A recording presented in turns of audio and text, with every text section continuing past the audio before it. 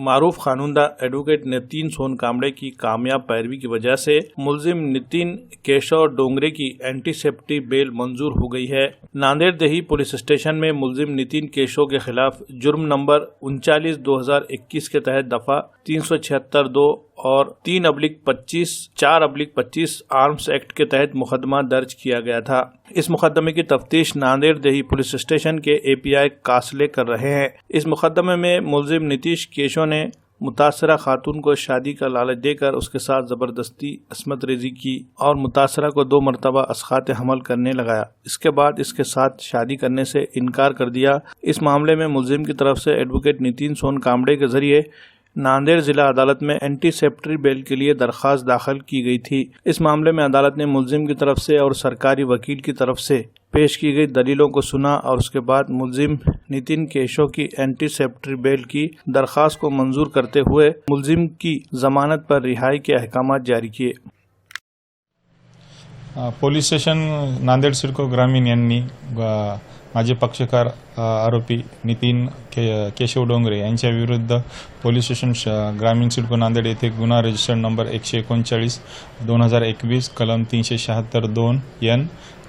315 506 IPC व कलम 325 arms act 425 arms ॲक्टनुसार गुन्हा दाखल केला होता व त्या गुन्ह्यामध्ये पीडितेचं असं म्हणणं होतं की माझे जे पक्षकार आहेत त्यांनी तिला लग्नाचं आमिष दाखवत तिच्यावर वारंवार अत्याचार केला, जबरदस्ती केली व तिचं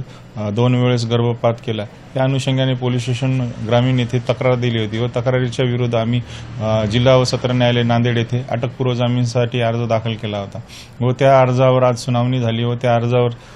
पोलिसांनी व सरकारी पक्षांनी अशी बाजू मांडली की आरोपीने माझ्या पक्षकारांनी जबरदस्ती तिचा गर्भपात केला, तिच्या पोटावर लाथाबुक्यांनी मारहाण केली व तिचा गर्भ निकामी केला व त्या संबंधी त्यांनी काही वैद्यकीय पुरावे दाखल केले होते ज्या दवाखान्यामध्ये त्यांचा उपचार वगैरे झाला होता। मग जेव्हा आम्ही सरकारी पक्षाच्या विरुद्ध जेव्हा आम्ही बाजू मांडली त्या बाजूवर असं आमचं म्हणणं होतं की ती जी पीडिता आहे तीच ऑलरेडी तिचं लग्न झालेलं होतं व तिला एक मूल आहे आणि त्या पीडितेचं